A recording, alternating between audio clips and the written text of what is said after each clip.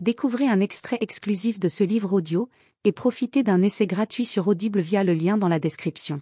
Rien tant que sa tranquillité. Aussi ne voyait-il pas d'un bon œil non plus le remue-ménage que susciterait la nouvelle.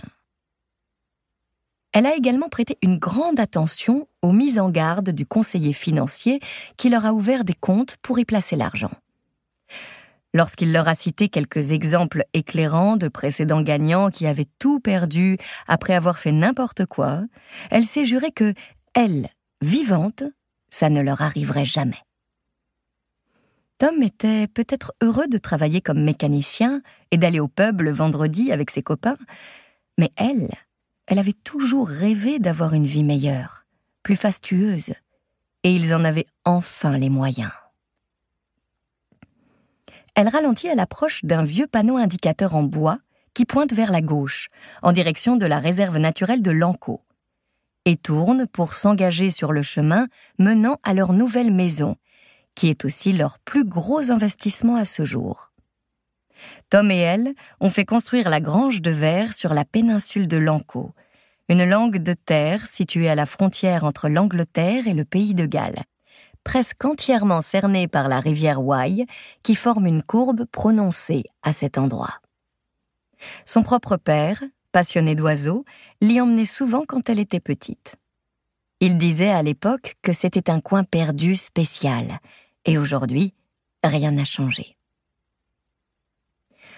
La forêt entourant la voiture projette sur le chemin une ombre tachetée de lumière.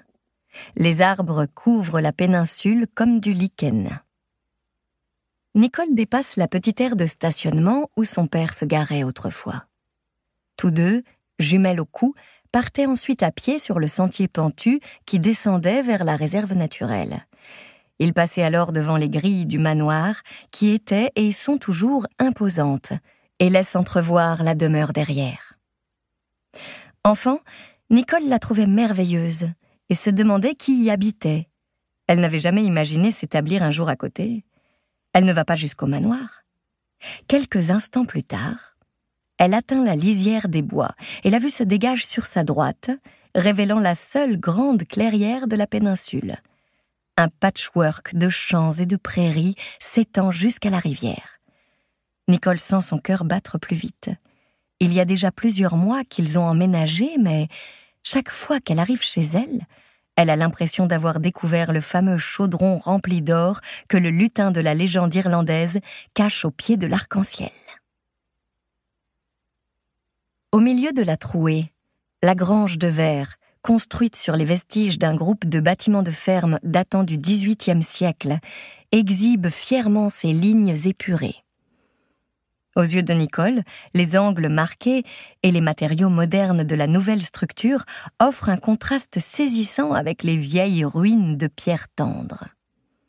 Le soleil fait flamboyer les grandes baies vitrées. La propriété constitue le trait dominant du paysage. Elle semble s'être appropriée non seulement le site, mais aussi le panorama et même le ciel au-dessus. Nicole l'adore. Il l'habite depuis 6 mois. Nicole veut fonder une famille dans cette maison.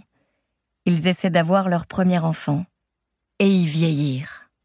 Elle a dit à Tom qu'elle ne la quitterait que les pieds devant. Elle tourne à droite pour s'engager sur leur longue allée rectiligne.